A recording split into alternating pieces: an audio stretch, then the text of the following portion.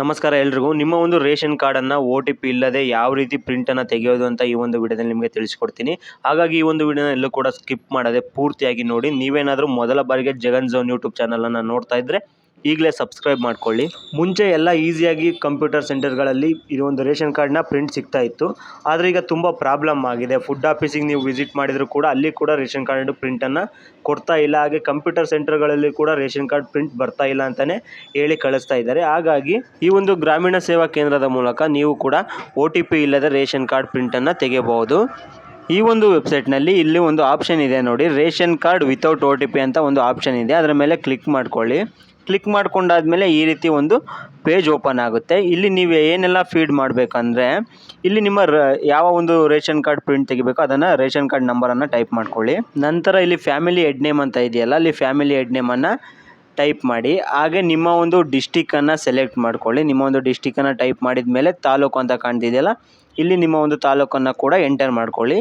ಇಲ್ಲಿ ನೆಕ್ಸ್ಟ್ ಕೆಳಗಡೆ ಇಲ್ಲಿ ಫುಡ್ ID ಪಾಸ್ವರ್ಡ್ ಅಂತ ಇದೆಯಲ್ಲ, ಈ ಒಂದು ಆಪ್ಷನಲ್ಲಿ ನಿಮ್ಮ ಗ್ರಾಮ 1 ID ಅಥವಾ ಕರ್ನಾಟಕ 1 ID ನಿಮ್ಮ ಬಳಿ ಇದ್ದರೆ ಆ ಒಂದು ಫುಡ್ ಲಾಗಿನ್ ID ಕೊಟ್ಟಿರ್ತಾರಲ್ಲ ಆ ಒಂದು ಐಡಿಯನ್ನು ಎಂಟರ್ ಮಾಡಿ ಅದೇ ಒಂದು ಪಾಸ್ವರ್ಡನ್ನು ಎಂಟರ್ ಮಾಡಬೇಕಾಗುತ್ತೆ. ಇಲ್ಲಿ ಎಲ್ಲ ಡೀಟೇಲ್ಸನ್ನು ಎಂಟ್ರ್ ಮಾಡಿದಾದಮೇಲೆ ಇಲ್ಲಿ ಸಬ್ಮಿಟ್ ಅಂತ ಕಾಣ್ತಿದೆಯಲ್ಲ ಅದ್ರ ಮೇಲೆ ಕ್ಲಿಕ್ ಮಾಡಿದರೆ ಸಾಕು.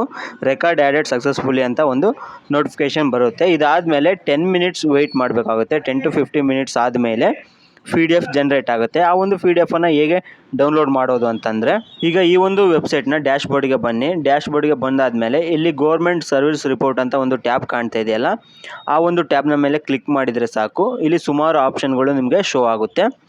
ಶೋ ಆದಾಗ ಇಲ್ಲಿ ಕೆಳಗಡೆ ಸ್ಕ್ರೋಲ್ ಮಾಡಿ. ಕೆಳಗಡೆ ಸ್ಕ್ರೋಲ್ ಮಾಡಿದರೆ ಇಲ್ಲಿ ration card without OTP list ಅಂತ ಒಂದು ಆಪ್ಷನ್ ಬರುತ್ತೆ. ಆ ಒಂದು ಆಪ್ಷನ್ ಮೇಲೆ ಕ್ಲಿಕ್ ಮಾಡಿದರೆ ಸಾಕು. ನೀವು ರಿಕ್ವೆಸ್ಟ್ ಕೊಟ್ಟಂತಹ ರೇಷನ್ ಕಾರ್ಡ್ PDF ಲಿಸ್ಟು ಇಲ್ಲಿ ಶೋ ಆಗುತ್ತೆ. ಇಲ್ಲಿ ಪ್ರತಿಯೊಂದು PDF ಜನರೇಟಿಗೂ ಕೂಡ 30 ರೂಪೀಸ್ ಪೇ ಮಾಡಬೇಕಾಗುತ್ತೆ. ಪೇ ಮಾಡಿದಾದಮೇಲೆ ಈ ರೀತಿ ಒಂದು ಫೈಲ್ ಓಪನ್ ಆಗುತ್ತೆ. ಇಲ್ಲಿ ವ್ಯೂ ಫೈಲ್ ಅಂತ ಕಾಣ್ತಿದೆಯಲ್ಲ ಅದ್ರ ಮೇಲೆ ಕ್ಲಿಕ್ ಮಾಡಿದರೆ ಸಾಕು. ನಿಮ್ಮ ಒಂದು ರೇಷನ್ ಕಾರ್ಡ್ PDF ಜನರೇಟ್ ಆಗುತ್ತೆ. ಈ ಒಂದು PDF ಪ್ರಿಂಟೌಟ್ ತಗೊಂಡು ನೀವು ಕಸ್ಟಮರ್ಸ್ಗೆ ಕೊಡ್ಬೋದು.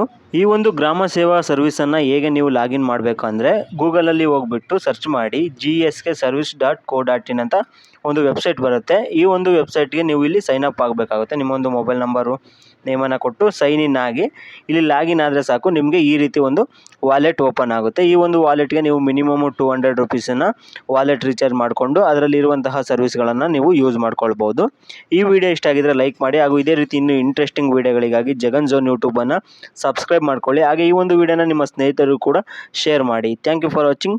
Take care.